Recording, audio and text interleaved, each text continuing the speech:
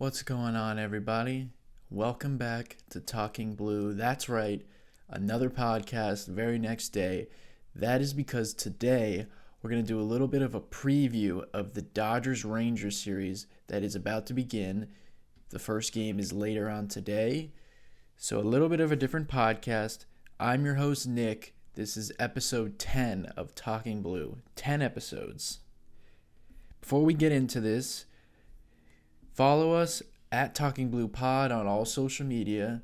You can get this podcast, of course, on Apple Podcasts, on Spotify. You can watch it on YouTube if you prefer that. You can keep up with Talking Blue Pod on Reddit at competitive-week 8715. You'll see all the Talking Blue stuff in the bio and all the profile pictures. Been talking with a bunch of fans on there, dropping a lot of stuff on there. People are very engaging on there, so I really like that. A lot of new shorts have been dropping and TikTok videos that have been doing well, so thank you for that. You can go ahead and watch the last podcast, which is on YouTube and on Spotify and Apple Podcasts. That was the 9th episode, where we recap the previous series, Dodgers swept the Rockies. So, for this series, it's going to be a little different. I'm going to try to make it a little bit of a quick podcast. We're going to preview the Dodgers and the Rangers, like I said. Some of the matchups and how do the teams fare against each other. So really quick, some information on the Texas Rangers. Offensively, they have a .224 batting average against right-handed pitching. They'll be facing three right-handed starters in this series in Yamamoto, Sasaki, and Glasnow. And continuing with their offense, the Rangers are the most aggressive team in baseball. They have the least amount of walks, the third lowest on-base percentage, and they have seen the least amount of pitches in baseball, so they're very aggressive.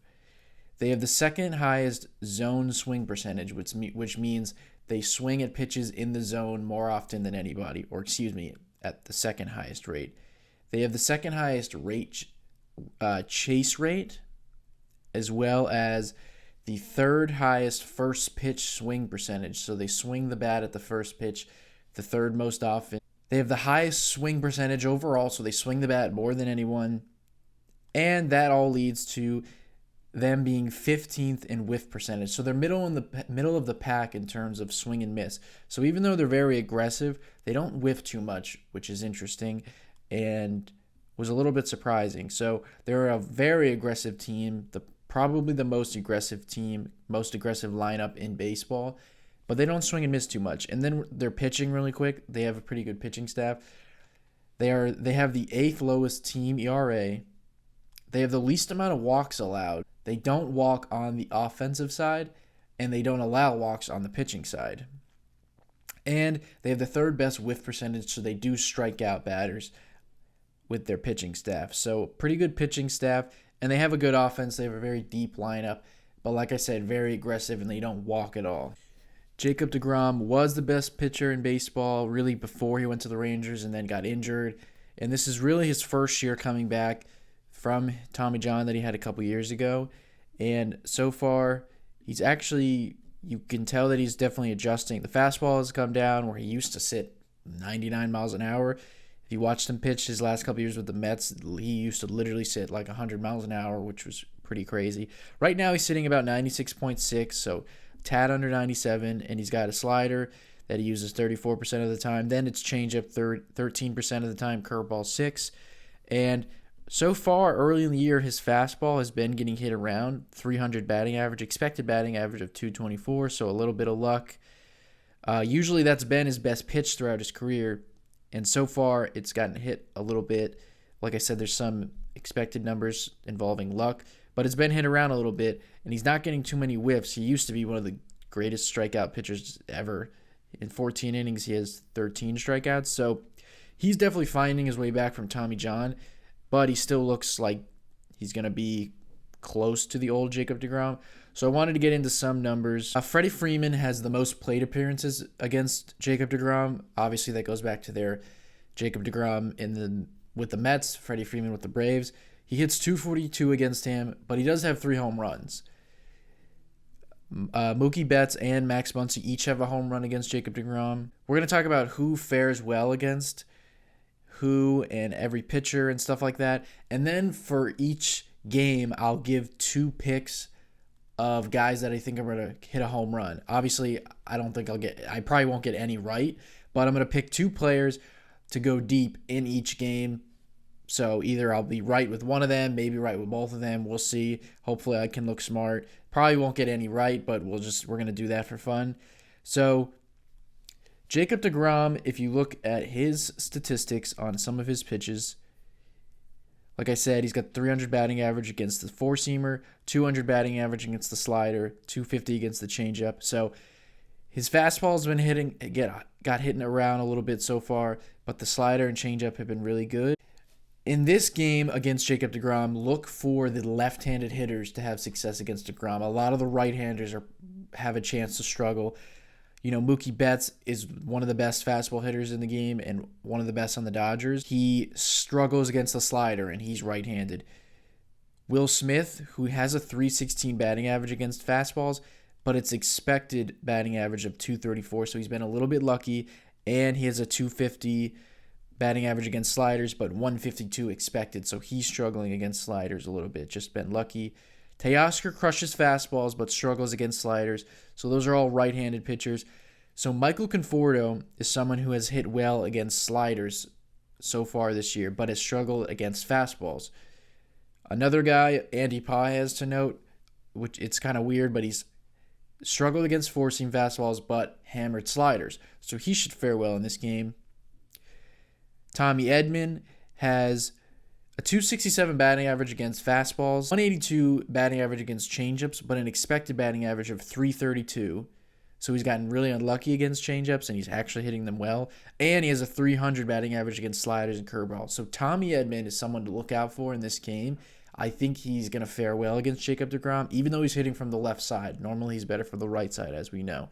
As well as Freddie Freeman fares well against Jacob deGrom in this matchup. Freddie Freeman is hitting .267 against fastballs, but his expected batting average is .443, so he is crushing fastballs. He's just getting unlucky. .250 against sliders, which is not great, but that's not bad at all. And then .500 batting average against changeups. And then Shohei Ohtani is hitting .324 against fastballs, and he's hitting .500 against sliders. The one pitch he struggles against is changeups, .154 batting average.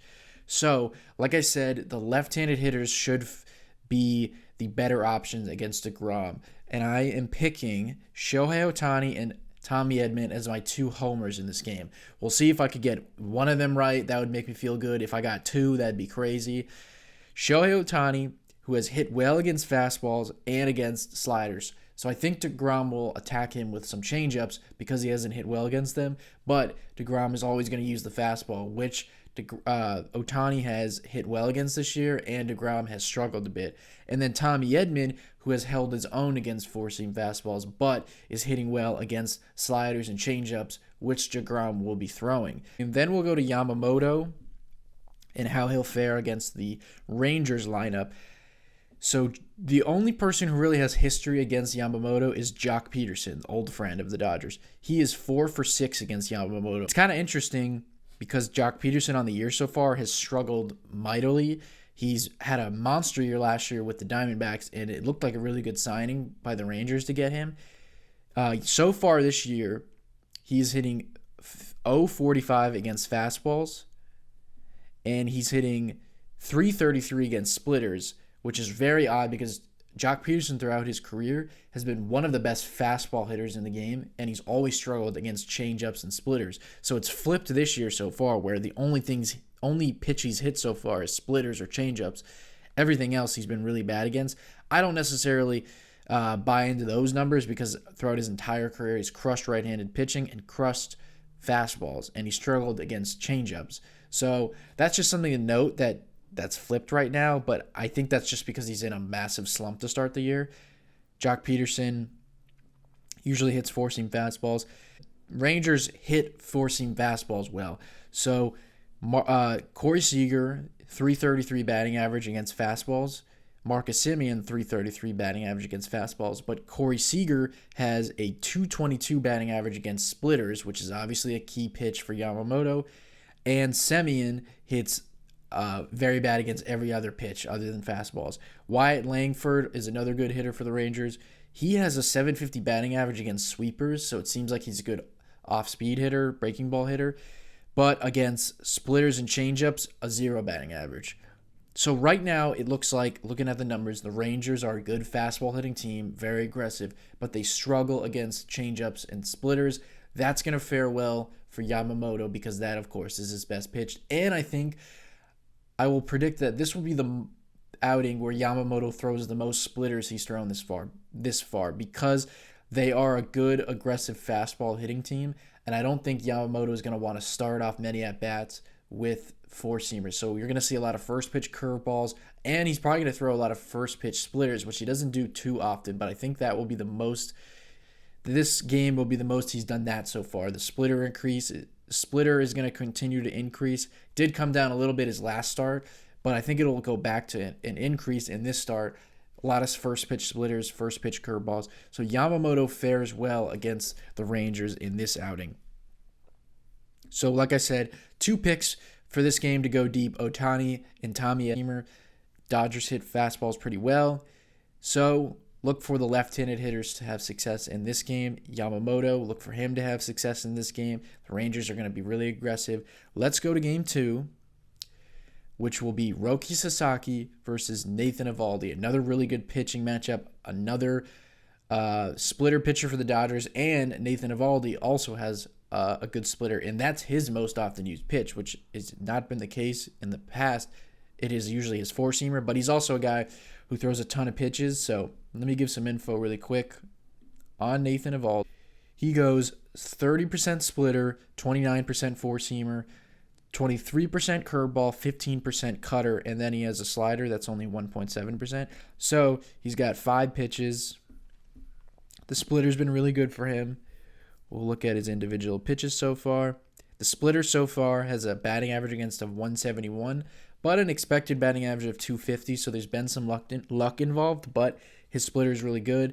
The four-seamers for Nathan Eovaldi has an expected batting average of 411, so he's gotten really lucky up until this point, a batting average of 261, and the four-seamer's gotten hammered, so I think that will also fare well against the Dodgers. Now, his curveball's been really elite, 141 expected batting average. The cutter's been really good. So he is probably going to try to stay away from his four-seamer, but of course he's going to have to go to it at some point, and I think the Dodgers are going to hammer his four-seamer. So that's really good for the Dodgers in this game. And quickly, let me give some numbers. Freddie Freeman has a 278 batting average against Nathan Eovaldi, and he's got a homer against him. Teoscar Hernandez, 375 batting average against Nathan Eovaldi and a home run. Mookie Betts, they were former teammates in Boston. He hits 294 against Eovaldi. And then strangely, Ohtani hits 118 against Eovaldi. I would imagine that has to do with the splitter. Ohtani's not a great changeup splitter hitter. That's really the only pitch he doesn't hit very well. So in this game, like I said, Freddie Freeman and Teoscar Hernandez hit well. Teoscar Hernandez also is a good changeup and splitter hitter as well. So because a lot of splitter guys will be going in this series, he's going to be a guy to look out for. So in this game, I'm going to pick Freddie Freeman and Max Muncy as my 2 home run picks off Nathan Eovaldi. Muncy, of course, took Nathan Eovaldi deep in that famous Game 3 World Series 2018.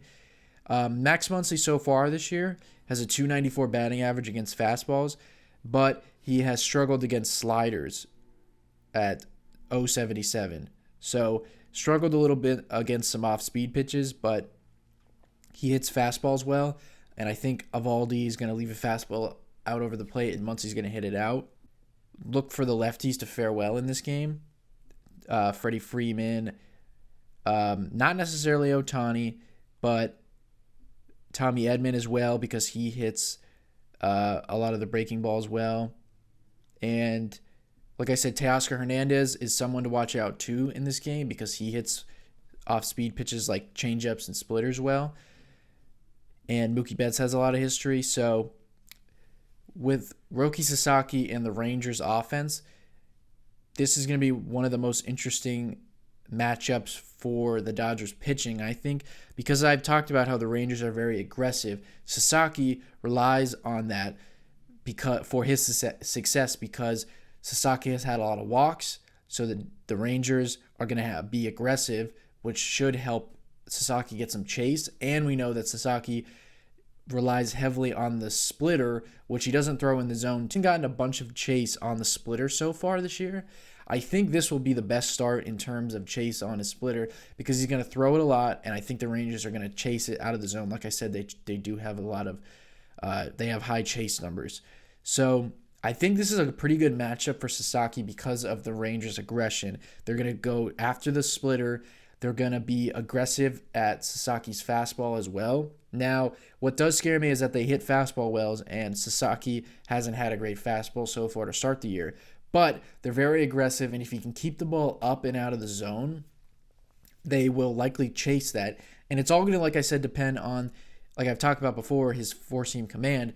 And if the splitter is looking good like it normally is, and they are chasing the splitter, then that's going to help out with his four-seamer as well. So I think this is a good matchup for Sasaki. Obviously, none of the Rangers have ever faced Sasaki. And like I've talked about, they're not a great team, or they don't have a lot of their hitters don't hit well against splitters and changeups and stuff like that. That's usually a pitch throughout Jock Peterson's career that he struggled with.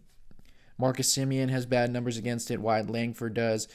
Corey Seager. So I think Sasaki's going to stay away from the four-seamer in when he's behind in the count or like first pitch fastballs and stuff like that. He's going to throw a lot of splitters in this game like Yamamoto will.